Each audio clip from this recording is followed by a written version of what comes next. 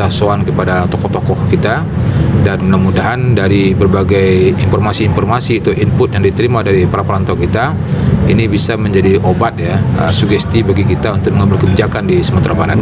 Beberapa data yang disampaikan Pak Ketua tadi sebenarnya saya juga miliki itu, karena waktu 1 tahun jabatan Pak Gubernur Mahyildi saya juga diminta untuk memberikan evaluasi terhadap kinerja beliau, dan saya mungkin melalui berbagai jalur, melalui DPR, anggota-anggota Dewan kita, DPD kita yang berasal dari Sumatera Barat, ini bisa menjadi penguat untuk menarik dana-dana dari pusat ke daerah.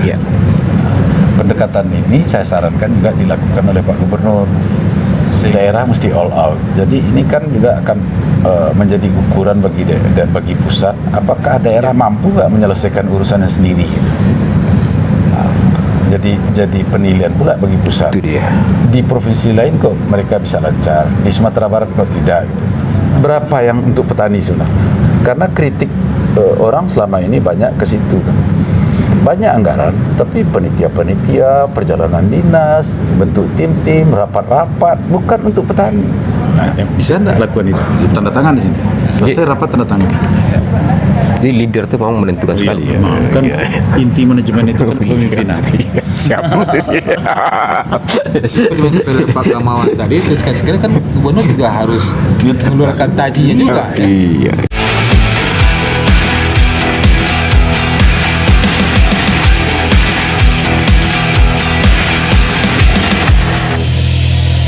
Halo, bismillahirrahmanirrahim. Assalamualaikum warahmatullahi wabarakatuh. Kembali bersama saya Hidayat di Kopi Pahit Hidayat. Kali ini saya berada di salah satu ruangan di Hotel Baleirung Jakarta bersama Pak mantan Gubernur Sumatera Barat dan juga mantan Menteri Dalam Negeri Bapak Gamawan Fauzi. Apa kabar Pak Gamawan? Anda sehat?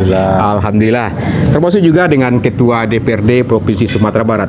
Hari ini ada agenda silaturahmi antara pimpinan dan anggota DPRD Provinsi Sumatera Barat dengan para tokoh senior, mantan pemimpin di Sumatera Barat, juga orang tua kita juga hadir tadi. Di antaranya nanti akan disampaikan oleh Ketua DPRD Provinsi Sumatera Barat Bapak Supardi.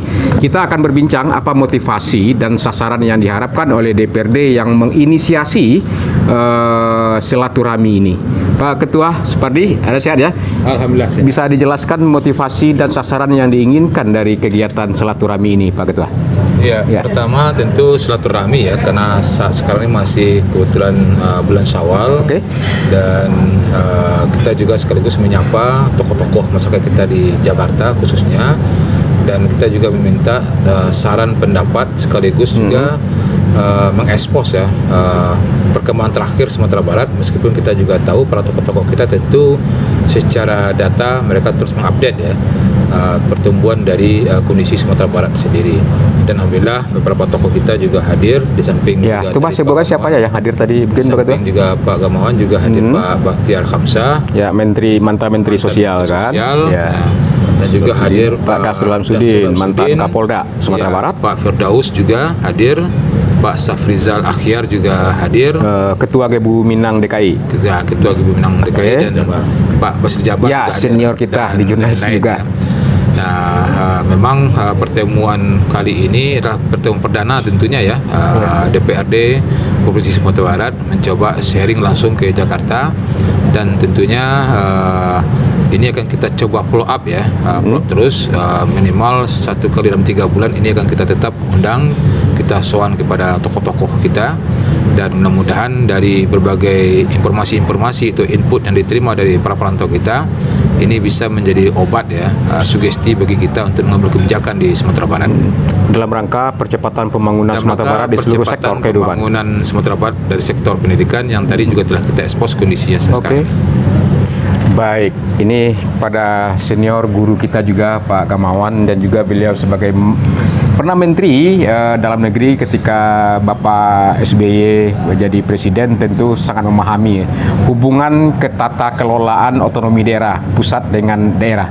Tapi sebagai rantau juga tokoh masyarakat Sumatera Barat, Saya ingin tahu juga ini Pak Gamawan, banyak juga pertanyaan nih, apa aja kegiatan Pak mantan Menteri, Pak Menteri lah ini kan Pak mantan, nah enak juga bunyinya mantan-mantan ini nih. Pak Gamawan selama ini di Solo cukup harum, 2 periode, memindahkan ibu kota Pak Ketua ke Sukarami, menjadi bertumbuh sekarang, termasuk juga persoalan ketika itu good corporate, good governance ya, pemerintahan yang bersih dari KKN yang beliau gagas antara lain. Kita ingin tahu nih, ya ringan-ringan aja lupa Gamawan. Apa izin ini kegiatan selama ini? Setelah Izin. berakhir saya melaksanakan tugas sebagai Mendagri, saya memang tinggal di Jakarta dan kegiatan itu yang pertama tetap memberikan ceramah-ceramah, memberikan masukan-masukan dalam berbagai pertemuan dan seminar-seminar, sekali-sekali mengajar di beberapa perguruan tinggi untuk mata-mata pelajaran tertentu. Tapi juga saya ada usaha dengan anak-anak di samping kegiatan-kegiatan tadi. Karena itu saya tidak pernah sebenarnya melepaskan diri dari pemantauan situasi Sumatera Barat secara khusus ya dan nasional secara umum, sehingga beberapa data yang disampaikan Pak Ketua tadi sebenarnya saya juga miliki itu. Karena waktu 1 tahun jabatan Pak Gubernur Mahyildi, saya juga diminta untuk memberikan evaluasi terhadap kinerja beliau dan saya memberikan beberapa masukan untuk itu. Baik, kami ingin tahu juga kenapa Pak Gamawan dengan seabrek kegiatan itu mau ya diundang oleh Ketua DPRD hadir silaturahmi begitu. Hebat kali nih acara Ketua DPRD Pak Gamawan. Kira-kira apa ini Pak? Kalau saya selalu ingin mengangkat Sumatera Barat. Siap. Kalau dari tulisan-tulisan saya selalu menulis kan. Dari tulisan saya selalu menjual Sumatera Barat ini sebagai sebuah etnik yang memiliki spesifikasi dan punya filosofis yang sangat bagus. Bahkan ada guru besar, dosen saya dulu mengatakan, saya ragu apakah memang filosofi Barat itu lebih hebat daripada filosofi Minang gitu.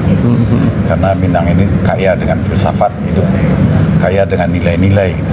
Dan nilai-nilai itu bisa kita jual sebenarnya, karena setelah saya dalami banyak hal yang sangat positif. Ya.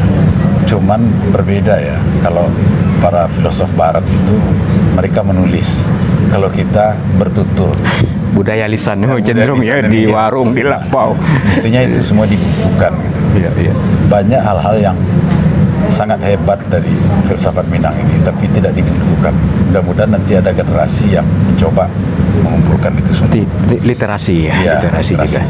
Pak Gamawan, setelah lebih kurang 12 tahun ya setelah selesai ya tugasnya di Gubernur Sumatera Barat, bagaimana sumber hari ini Bapak? Apa yang mesti dilakukan oleh Ketua DPRD bersama Pemprov nih? Ya, pembangunan itu kan berkelanjutan ya, sustainable. Jadi dari satu generasi ke generasi lain. Dan kita juga tidak bisa mengukur kondisi sekarang itu dengan masa lalu. Kita tidak boleh yesterday logic gitu ya, berpikir dengan logika masa lalu. Karena itu saya juga mencoba melihat persoalan Sumatera Barat itu dari berbagai dimensi. Tidak bisa kita mengatakan dulu hebat, dulu begini, begana, memuji-muji Minangkabau, dan sekarang apakah tidak hebat? Saya kira tidak seperti itu. Karena lingkungan strategisnya berubah, kondisi politiknya berubah, semua itu ada dinamikanya gitu. Karena itu saya mencoba secara proporsional. Perahalat mengatakan kalau mau cari kesalahan itu 100 buku bisa kita buat dalam setahun. Iya benar. Tapi mencari membuat satu buku yang kaya dengan gagasan itu sangat sulit. Gitu. Nah karena itulah saya mencoba memberikan evaluasi itu berdasarkan nilai-nilai yang lebih komprehensif. Misalnya begini, dulu sampai generasi saya pemimpin Sumbar itu hampir tidak ada orang politik. Semuanya birokrat. Tapi setelah itu kan berubah, kondisinya berubah, dan itu harus kita terima kondisi itu. Pimpinan kita pimpinan politik. Ada kondisi-kondisi di mana misalnya di pusat berbeda dengan daerah, itu juga jadi handicap dalam pembangunan daerah. Karena orang Minang mengatakan rasa iya kaya, rasa minyak ke minyak yo gitu. Ini maknanya apa ya? Nah, kan bagi adik-adik kita nih. Iya, ini kalau partai ruling party berkuasa di pusat itu, tentu dia akan melihat yang selaras daerah-daerah yang selaras dengan dia. kebetulan dalam 2 dekade terakhir ini itu berbeda. Nah, bagaimana daerah menyikapi kondisi itu? Itu perlu kecerdikan juga saya kira kan, menyikapi kondisi seperti itu. Ada mungkin kiat-kiat khusus yang bisa kita lakukan. Jadi mungkin kuenya tidak sebesar dulu lagi. Ya. Kuenya bisa diperkecil. Ya. Ya. Mungkin melalui berbagai jalur, melalui DPR, anggota-anggota dewan kita, DPD kita yang berasal dari Sumatera Barat, ini bisa menjadi penguat untuk menarik dana-dana dari pusat ke daerah. Ya.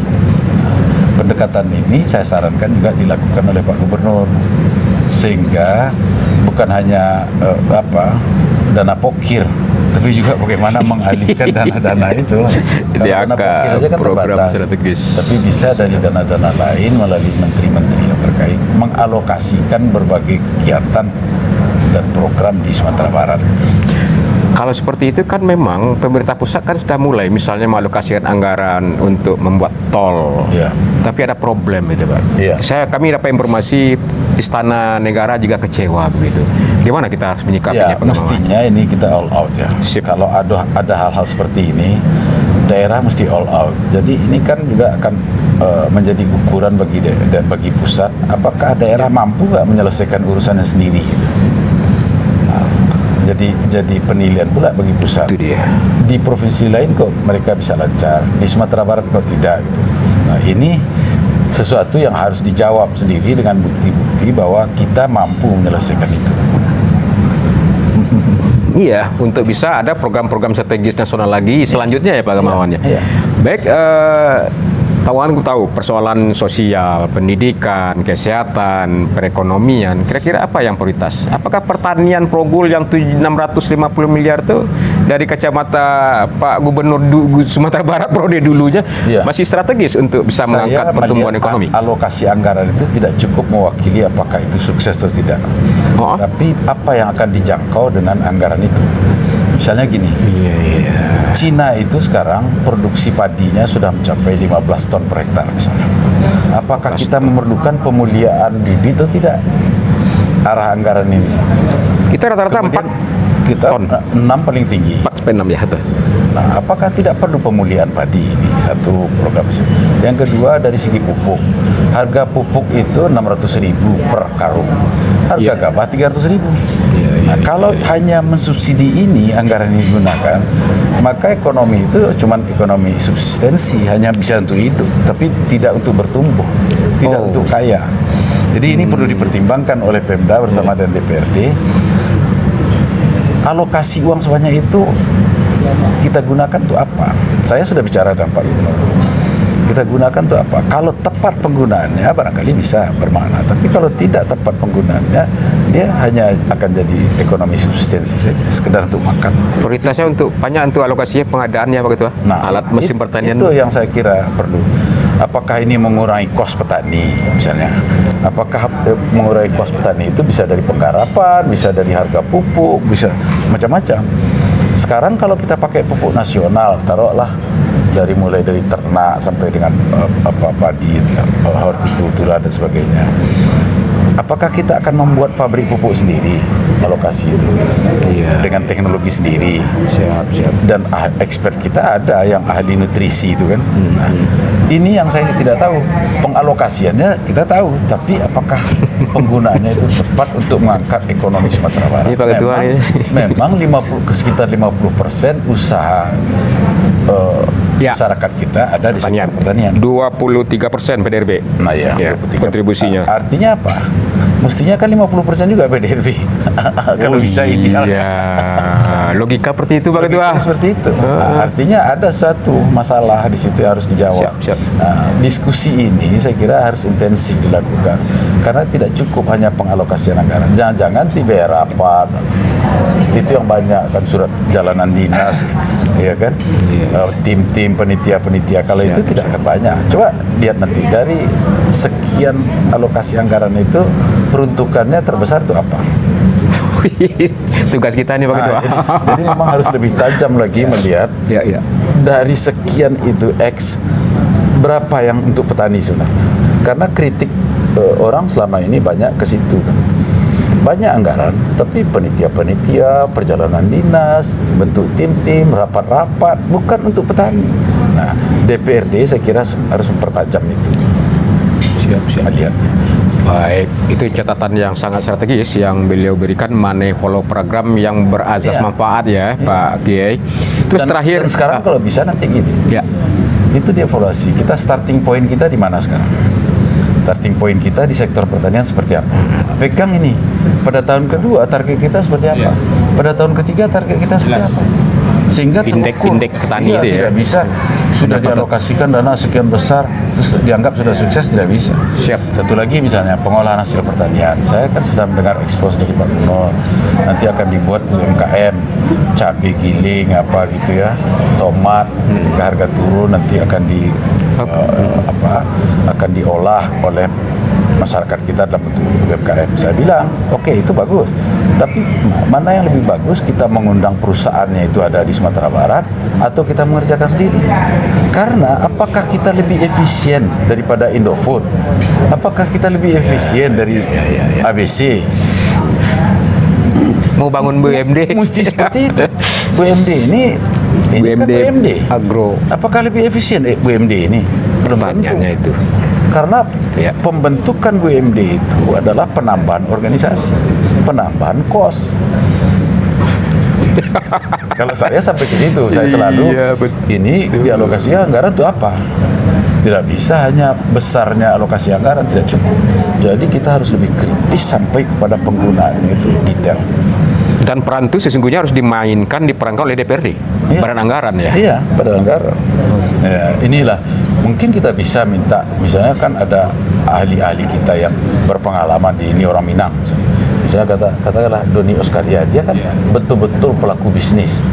Dia mengerti tentang efisiensi, produktivitas. Ada Ibu Nurhayati yang dari Wardah. Itu mengerti sekali. Nah, sekali-sekali bagaimana kalau dengan beliau kita ketemu? Ini lebih baik yang mana gitu. Iya, betul. Kalau saya pernah melihat praktek itu di Amerika, bagaimana efisiennya pemerintah daerah. Jadi ketika diterapkan reinventing government itu memang sangat efisien. Gimana modelnya, Pak? Jadi begini, Pemda itu seperti saya contohkan tadi, sungai cuma 1,5 kilo, tapi pakai dinas pengairan pula. Itu apa itu? Itu kan cukup kasih aja ngurus di PU itu kalau hanya 1,5 kilo. Nah, ini sebuah organisasi dinas, pegawai banyak, perjalanan dinas banyak, gaji banyak. Makanya saya lihat, ini kok sampai 80% turutin aja. Tanda organisasi, tanda siap.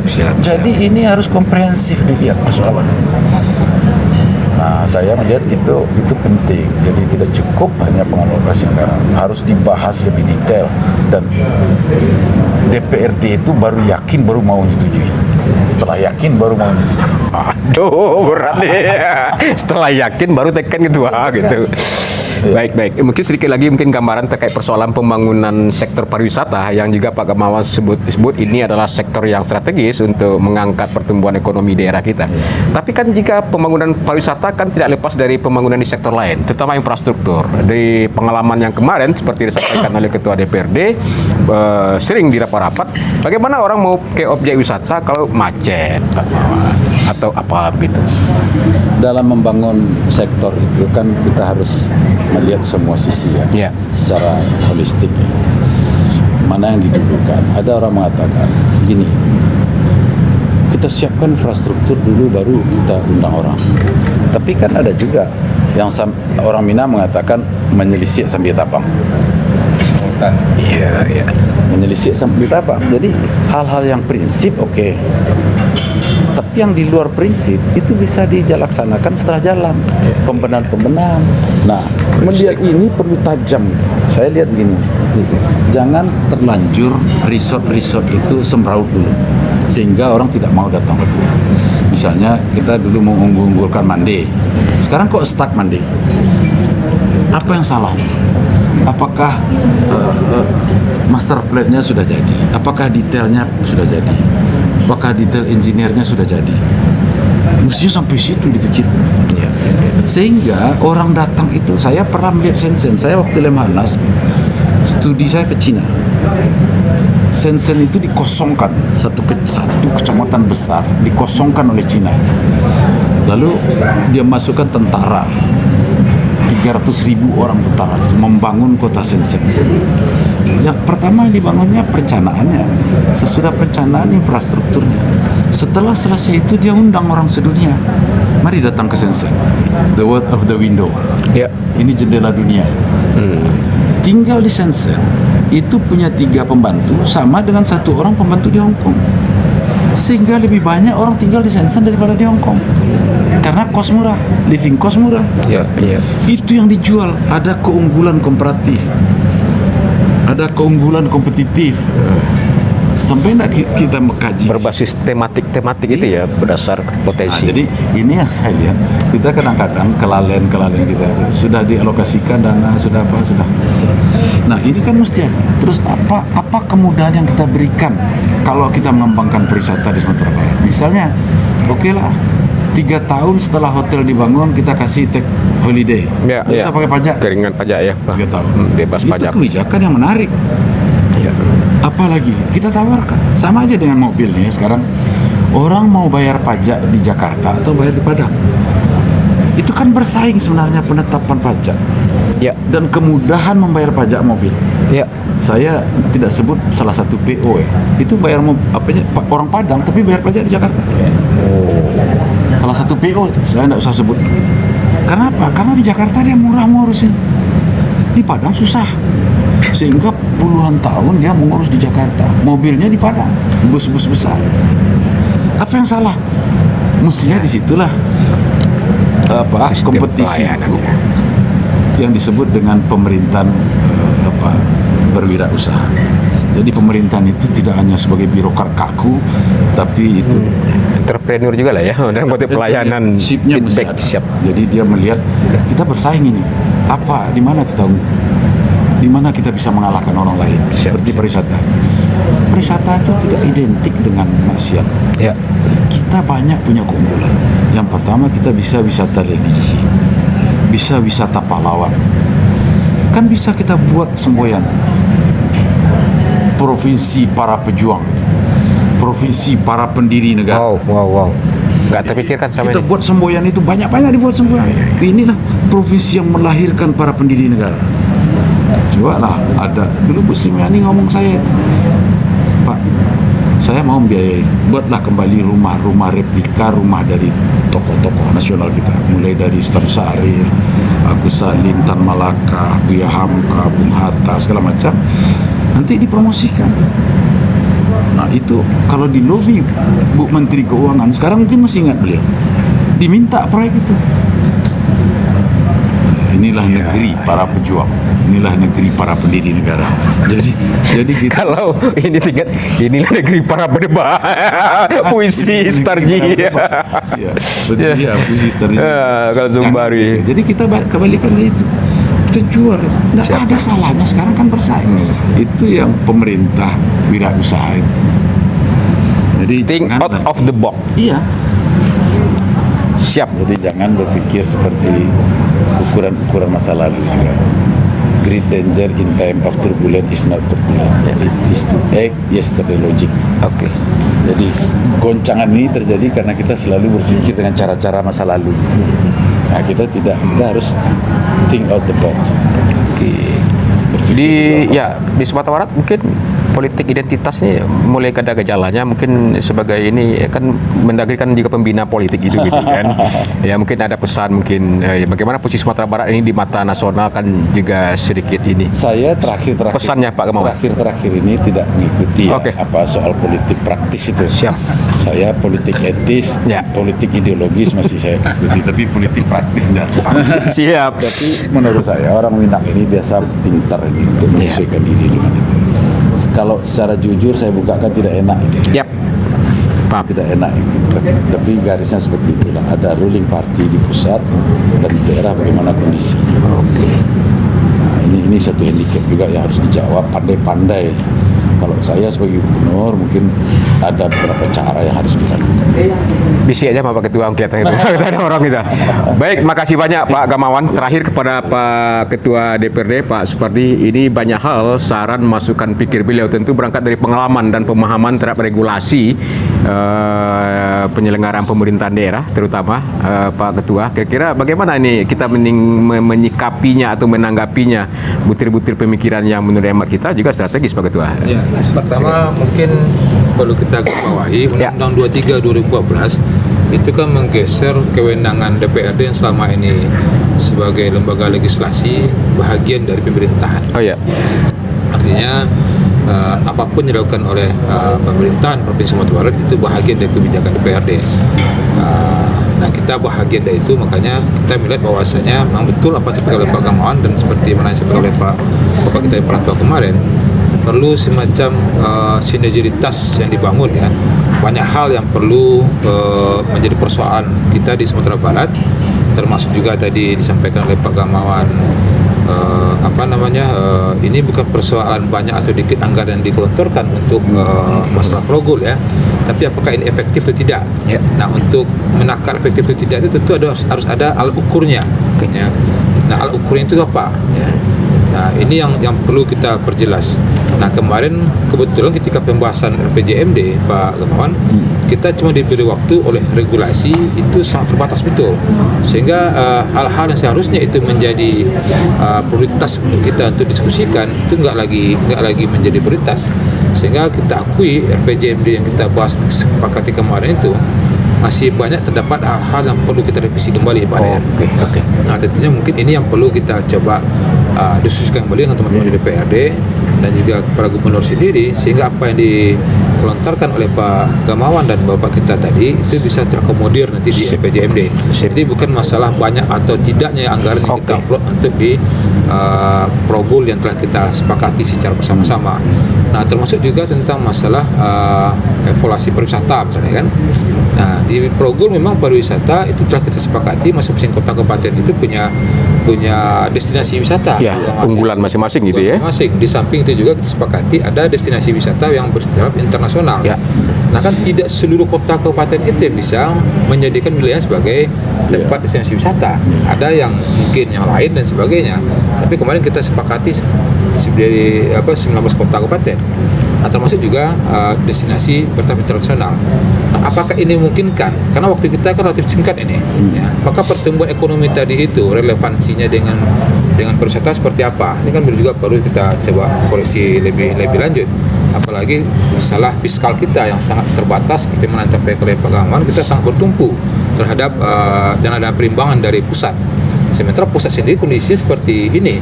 Nah, artinya memang dari awal Pak Gamawan kita di DPRD selalu mencoba menggarisbawahi bahwasanya sumber kalau ingin maju itu adalah berlandaskan kemandirian. Dan filosofi orang Minang itu sesungguhnya kan mandiri tadi Pak Gamawan. Tadi juga sampaikan kenapa kita tidak merasa banyak pertumbuhan ekonomi di berbagai daerah. Mereka itu tumbuh itu nyaris tidak ada sentuhan dari pemerintah selama ini Pak Dayan. Contoh Payakumbuh ya. Payakumbuh itu dikenal dengan kota kuliner. Siang hidup malam pun hidup. Ya. Tapi kehidupan kota kuliner itu sama sekali nggak ada sentuhan pemerintah. Nggak ada APBD-nya saya itu. Mereka tumbuh secara mandiri ya, karena memang karakter kultur orangnya itu memang kuliner gitu. Nah, bisa kita bayangkan kalau seandainya ada sentuhan pemerintah di sana, itu luar biasa. Nah, mungkin ini yang perlu kita coba. Mungkin sentuhannya mungkin strategi marketing berbasis digital misalnya begitu. Kita tentu punya kewenangan fasilitasi. Siap. Nah, artinya mungkin itu yang terlupakan oleh kita dan itu nanti dalam waktu dekat nanti kita akan coba mendiskusikan lagi Pak Dayat, dan kami yakin percaya usul-usul dari para tokoh-tokoh kita tadi itu sangat positif betul ya untuk mencoba mencari solusi ya dari perkembangan Sumatera Barat dibandingkan dengan provinsi-provinsi tetangga. Lalu kita bangga betul tuh Pak Gamawan. Kita lebih Bengkulu, Jambi dan sebagainya. Sekarang kalah ya. Nah, apalagi kalau sana sempat tol ini nggak jadi. Nah, apapun bentuk alternatif yang kita lakukan, jalan alternatif kah namanya atau apa, tetap tidak akan bisa mewakili dari jalan tol tadi Pak. jalan tol itu beda betul itu ya. Iya. Nah, tingkat pertumbuhan ekonomi itu juga sangat ditentukan oleh fasilitas-fasilitas transportasi. Sampai sejauh mana pemerintah bisa membuat itu, maka tentu itu akan sangat pengaruh pada pertumbuhan ekonomi. Siap. Ini juga akan kita coba konsentrasikan lagi, dan mudah-mudahan nanti teman-teman di DPRD dan juga pemerintah provinsi dan kali gubernur kita punya satu bahasa ya, satu komitmen ya. Infrastruktur. Kalau kita sudah punya map tentang unggulan pariwisata itu ditaruh di kabupaten kota mana saja, kan memang tidak semuanya ya. Iya. Tidak semuanya harus ikut ini, tapi beberapa kabupaten kota yang sudah kita sepakati itu harus komit. Lalu kita bagi beban. Yang statusnya jalan kabupaten harus dibangun oleh kabupaten. Tahun sekian harus selesai. Jadi padahal yang mengontrol APBD kabupaten kota itu kan provinsi juga. Juga evaluasinya. Kalau tidak melaksanakan komitmen yang sudah dibuat, kita coret di situ pada waktu evaluasi. Artinya keputusan itu tanda tangan ini gedung ini dibangun berdasarkan kesepakatan. Yang tidak mau waktu itu saya tinggal. Siapa yang tidak mau? Saya tinggal. Ada satu tidak mau, saya tinggal. Tidak ada masalah. Jadi bapak tidak ikut apa-apa. Leader harus kuat ya. Kita dan saya tungguin sampai selesai. Bisa tidak lakukan itu? Tanda tangan di sini. Selesai rapat tanda tangan. Jadi leader itu memang menentukan sekali ya. Kan inti manajemen itu kan pemimpinan. Siap. Cuma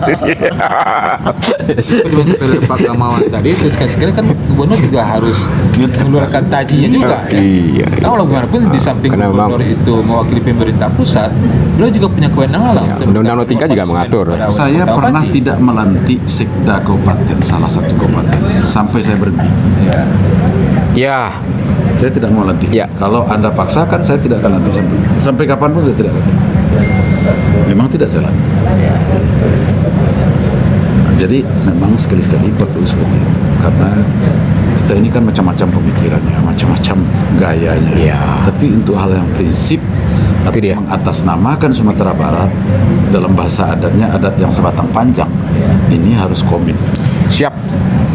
Hal yang prinsip begitu lah. Tidak ada bendera di situ. Tidak ada situ Sumatera Barat bicara. Tidak boleh ada bendera Gerindra yang dominan. PKS dia boleh ada. PD. Nah gitu. itu. Seperti komitmen kita ya begitu ya. Siap. Ini untuk Sumatera Barat. Kita lupakan yang lain. Itu poinnya. Berkolaborasi dan bersinergis dengan hati untuk masyarakat dan daerah Sumatera Barat. Saya pikir itu cukup. Mungkin DPRD dan Pemprov sudah on the track, Pak Gamawan? Ya, saya lihat sekarang bagus, hubungannya bagus ya. Ya, artinya koreksi DPRD itu jalan bagus. Sip. Hal-hal yang perlu dikoreksi dan Pemda tidak merasa pula ini terlalu dipermasalahkan, tapi jalan bagus saya lihat. Siap. Kita juga mohon nanti kesediaan Pak Gamawan untuk bisa menjadi salah satu narasumber nanti di BIMTEK DPRD Provinsi Sumatera Barat. Insya Allah saya kalau ada ya untuk apa lagi ya, sudah tidak mikir jabatan lagi. ke surau ibadah tadi beliau yang diprioritaskan. Masjid. Saya pikir itu beberapa pemikiran bernas dari tokoh kita ini, Pak Gamawan dan Pak Ketua DPRD Bapak Supardi. Tentu izin Bapak, kami berharap dan berdoa Pak Gamawan beserta keluarga selalu sehat ya Pak Ketua. Selalu juga berkontribusi pemikiran dari jarak jauh maupun jarak dekat terhadap Sumatera Barat. Solok terbarangkali gitu. Demikian dari kami, billahi taufiq hidayah. Wassalamualaikum warahmatullahi wabarakatuh. Waalaikumsalam.